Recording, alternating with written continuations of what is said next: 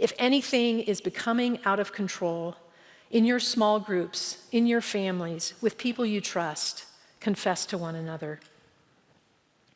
Well, let's head back into the dining room, the room of our appetites and our desires.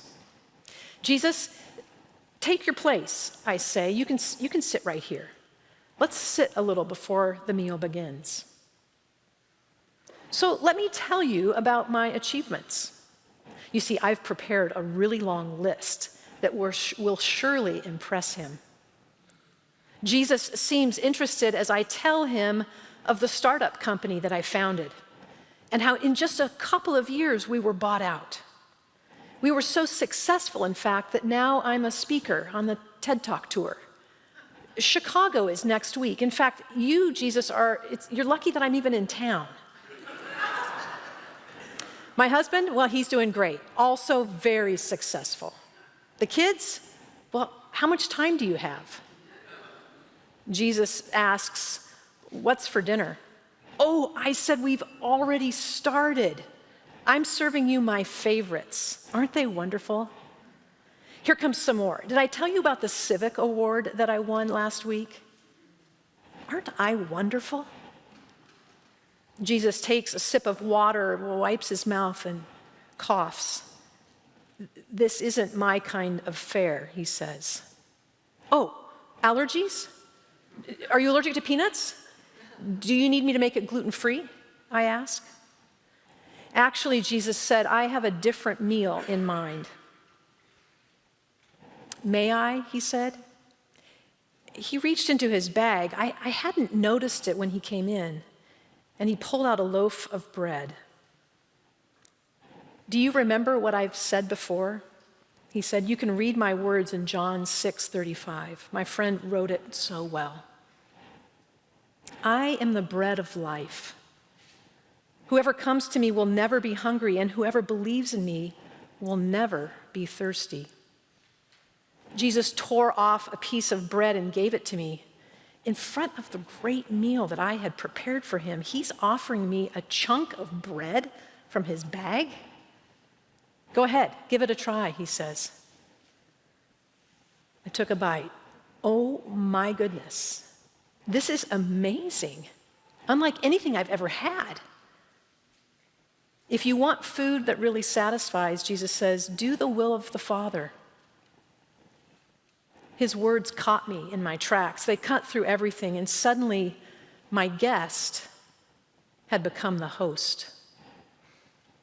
I was in his company, eating a meal he had prepared, not the other way around. I crumpled up my talking points. I took a few trophies down off the shelves, and I returned to my seat. I was becoming aware that Jesus wasn't impressed at all by what I had done. No, I had it all wrong. My desires, my appetites, my ego were out of control. It was foolish of me to try and impress him with what I've done. No, I'm impressed with what he's done. He's enough. Friends, John's epistle warns us appropriately that Jesus isn't interested in the ways we satisfy ourselves. As we follow our lusts, our desires, and our pride, we believe the lie of self-sufficiency. We minimize Jesus' role in our lives to the point that we no longer need him, and pretty quickly we find that we're content as we are without him. Now we have excluded him from our world. Warning. It's interesting, isn't it, how many biblical stories and lessons involve food, the dining table, as it were. In the garden, Eve gives in to her desires and chooses a forbidden fruit, breaking a holy communion with God.